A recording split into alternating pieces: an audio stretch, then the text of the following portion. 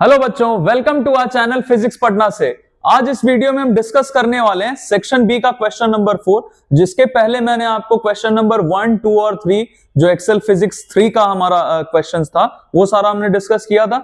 अब question number 4 में हमारे 3 सब पार्ट्स हैं, तो इन तीनों सब पार्ट्स का आंसर हमारा क्या होगा, जो हम बोर्ड्स में किस लैंग्वेज में लिखते हैं ताकि हमारे मार्क्स डिडक्ट नहीं हो, और कौन सा कॉन्सेप्ट इसमें इन्वॉल्व है, वो सारा चीज हम डिस्कस करेंगे।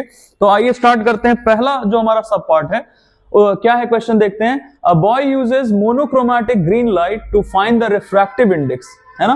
When a ray of monochromatic green light enters in a liquid medium from air as shown in the figure. ये देखिए हमारा यहाँ पे फिगर गिवन है जहां पे लाइट रे किस मीडियम से आ रहा है, एयर से आ रहा है, और ये एक लिक्विड के अंदर एंटर करने वाला है। हमसे बोला गया है कि एंगल 1 जो है दैट इज 45 डिग्री और एंगल 2 इज 30 डिग्री, और फाइंड करना है। पहले पार्ट में हमें क्या फाइंड करना है, we have to determine the refractive index of the liquid.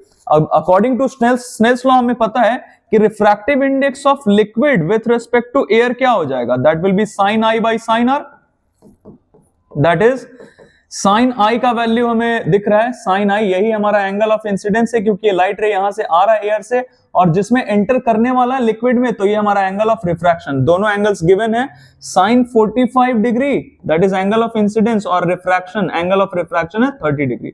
तो देखिए साइन 45 का वैल्यू हमें इसके लिए पता होना चाहिए, दैट इज 1/√2, और साइन 30 का वैल्यू दैट इज 1/2। तो ये डिवीजन है, तो रेसिप्रोकल चलिए एक स्टेप में आपके लिए लिख देता हूं। डिवीजन है तो डिवीजन का साइन दे दिया, डिवाइडेड बाय 1/2, तो ये हमारा रेसिप्रोकेट हो जाएगा, तो it will become 2/√2 that is √2, या फिर हम लिख सकते हैं इसके जगह 1.414, है ना। तो ये हमारा रिफ्रैक्टिव इंडेक्स आ गया, ये जो गिवन लिक्विड है इसका। दूसरे पार्ट में क्या बोला गया है कि ये जो हमारा डायग्राम है इसको कंप्लीट करना है। प्लेन मिरर यहां पे रखा गया है और इस डायग्राम को हमें कंप्लीट करना है। तो देखिए इस कंडीशन में क्या होगा, ये बना देता हूं मैं आपके लिए। यहां से हम क्या करेंगे, ये लाइट रे हमारा कैसा आएगा, यहां से आया, ये हमारा इंसिडेंट रे था, ये हमारा रिफ्रैक्टेड रे है। अब देखिए मिरर पे जब इंसिडेंट है तो ये हमारा पॉइंट ऑफ इंसिडेंस बनेगा यहाँ पे मिरर पे। यहां से हम एक नॉर्मल ड्रॉ कर लेते हैं। अब क्या होगा, ये लाइट रे यहां मिरर पे स्ट्राइक कर रहा है, तो obviously reflection will take place, और ये लाइट कुछ ऐसे आ जाएगा रिफ्लेक्ट होके। अब फिर यहां से जब ये इस पॉइंट, ये हमारा सरफेस ऑफ सेपरेशन है, ये वापस लिक्विड से एयर में जाने वाला है, मतलब डेंसर टू रेयर मीडियम। तो इस केस में क्या हो जाएगा, फिर से हम पॉइंट ऑफ इंसिडेंस पे एक नॉर्मल बना लेते हैं, और ये डेंसर से रेयर जा रहा है तो ये जाएगा अवे फ्रॉम द नॉर्मल। तो ये हमारे सेकंड वाले सब पार्ट का आंसर हो गया। डायग्राम हमें इसमें कंप्लीट करने बोला गया था। तो आप जो भी सॉल्यूशंस है ना इसको आप देख सकते हैं, कहीं अगर दिक्कत लगे तो पॉज करके भी आप ड्रॉ कर सकते हैं, या जो न्यूमेरिकल पार्ट है उसको आप नोट डाउन कर सकते हैं। थर्ड सब पार्ट में क्या बोला गया, देखिए draw the diagram again if the plane mirror becomes normal to the refracted ray inside the liquid। अब देखिए इस कंडीशन में ये जो हमारा रिफ्रैक्टेड रे था इसके नॉर्मल नहीं था हमारा ये प्लेन मिरर। अगर ये नॉर्मल है मतलब परपेंडिकुलर रख दिया मिरर को, तब क्या होगा इसका कंडीशन, ये हमें बताना है। तो मैं बाकी सारा पार्ट्स थोड़ा हटाता हूं, ये यहां पे ड्रॉ कर देता हूं आपके लिए, इसको थोड़ा मिनिमाइज कर देते हैं।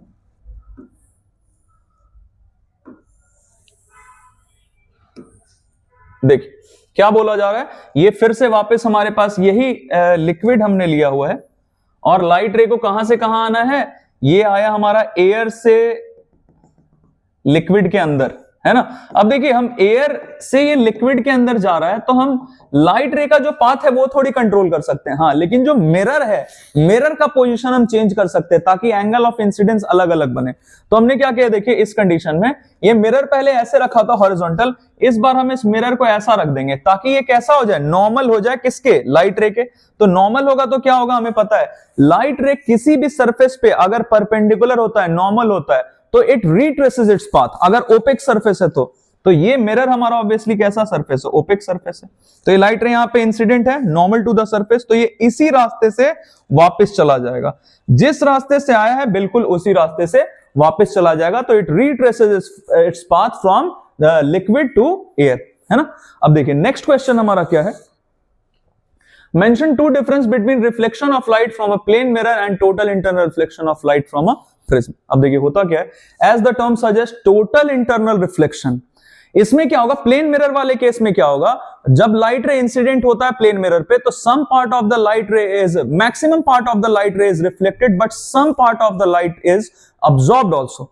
तो ये मैंने आपके लिए ऑलरेडी यहां पे इसका डिफरेंसेस जो है वो लिख दिया है, partial reflection and partial absorption takes place. Okay, इसमें क्या होगा, टोटल इंटरनल रिफ्लेक्शन, इसका नाम ही क्यों रखा है, प्रिज्म से लाइट रे जब बाहर आना चाहता है, जैसे मान लीजिए बाहर से प्रिज्म के अंदर आ गया लाइट रे एक बार, अब इसको प्रिज्म से बाहर जाना है, एयर में वापस बाहर जाना है, तो अगर angle of incidence critical angle से ज्यादा बनता है तो पूरा का पूरा लाइट अंदर ही रह जाता है, बाहर जरा सा भी लाइट नहीं जाता है, जिसको हम बोलते हैं टोटल इंटरनल रिफ्लेक्शन।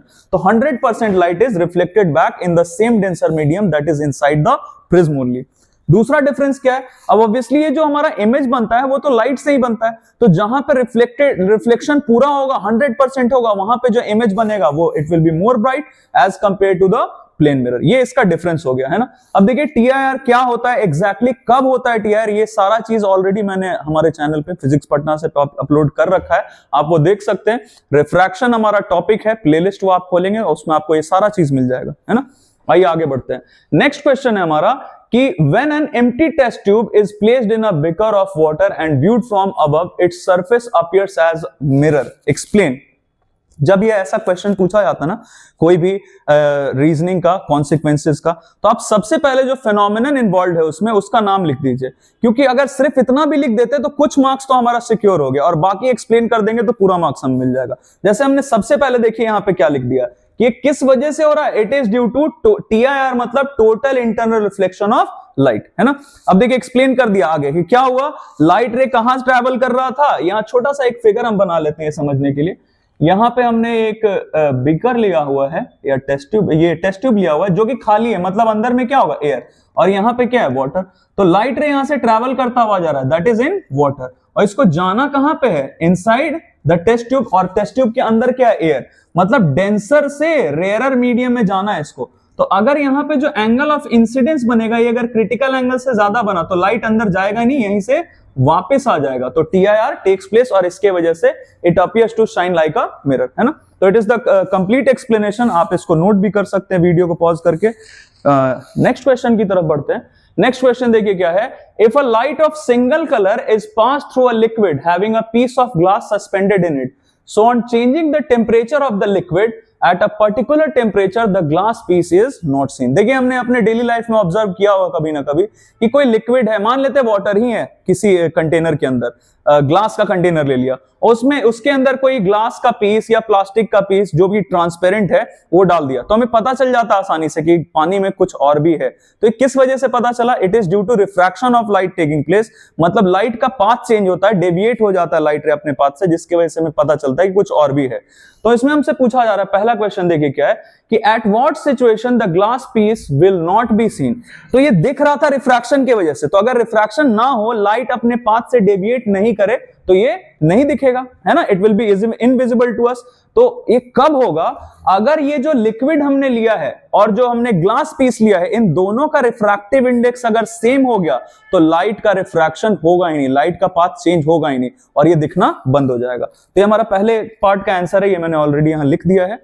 दूसरे पार्ट का क्वेश्चन क्या है, देखिए why the light of a single colour is used. अब देखिए आपको पता होगा कि एक ही मीडियम का रिफ्रैक्टिव इंडेक्स, जैसे वो जो ग्लास पीस हमने इसमें लिया है, उसी ग्लास पीस का रिफ्रैक्टिव इंडेक्स वेवलेंथ के इनवर्सली प्रोपोर्शनल रहता है, मतलब अलग अलग कलर्स ऑफ लाइट हैं तो हर अलग अलग कलर ऑफ लाइट के लिए इस ग्लास पीस का जो रिफ्रैक्टिव इंडेक्स है वो अलग होगा। जैसे वायलेट कलर ऑफ लाइट के लिए इसी ग्लास पीस का रिफ्रैक्टिव इंडेक्स सबसे ज्यादा होगा और रेड कलर ऑफ लाइट के लिए सबसे कम होगा। तो मान लेते हैं हमने मोनोक्रोमैटिक लाइट अगर नहीं लिया होता, हमने एक पॉलीक्रोमैटिक लाइट ले लिया होता जिसमें एक से ज्यादा कलर्स ऑफ लाइट है, तो अलग अलग कलर्स ऑफ लाइट के लिए उसी ग्लास पीस का रिफ्रैक्टिव इंडेक्स अलग अलग होगा और हो सकता है कि कोई लाइट डेविएट नहीं करे, उसका रिफ्रैक्शन ना हो और दूसरा कलर ऑफ लाइट डेविएट कर जाए, अपने पाथ से डेविएट कर जाए, जिसकी वजह से वो ग्लास पीस हमें दिखता रहेगा क्योंकि रिफ्रैक्शन तो हो रहा है ना। इस वजह से हमने मोनोक्रोमैटिक लाइट लिया है। रीजन यहां पे मैंने इसका रीजन लिख दिया एक्सप्लेन करके, आप इसको नोट कर सकते हैं।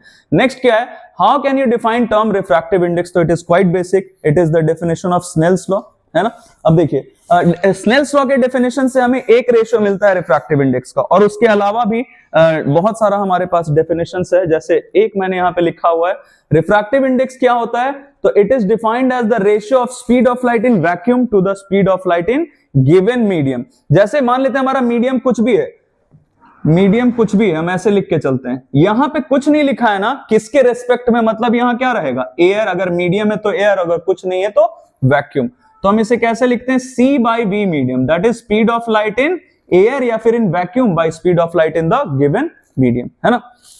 अब देखिए इसमें दूसरा सवाल है कि इसका वैल्यू 1 से लेस हो सकता है क्या, इसका वैल्यू 1 से लेस कैसे होगा, क्योंकि ये आपको दिख रहा होगा कि रिफ्रैक्टिव इंडेक्स मीडियम का किसके इक्वल है, C by V मीडियम, जिसमें C तो कांस्टेंट है, C का वैल्यू हमारा पता है हमें 3 × 10⁸ मीटर पर सेकंड होता है, और V मीडियम मतलब स्पीड ऑफ लाइट किसी भी मीडियम में ले, वाटर में ले, ग्लास में ले, किसी में भी, उसमें लाइट का स्पीड तो इससे कम ही होगा ना, 3 × 10⁸ से। फॉर एन एग्जांपल हम मान लेते हैं हमारा मीडियम अगर ग्लास होता, तो ग्लास के लिए हमारा स्पीड होता है, speed of light in glass होता है 2 × 10⁸। तो ये देखिए कैंसिल हो जाएगा, 10⁸, बचा क्या 1.5।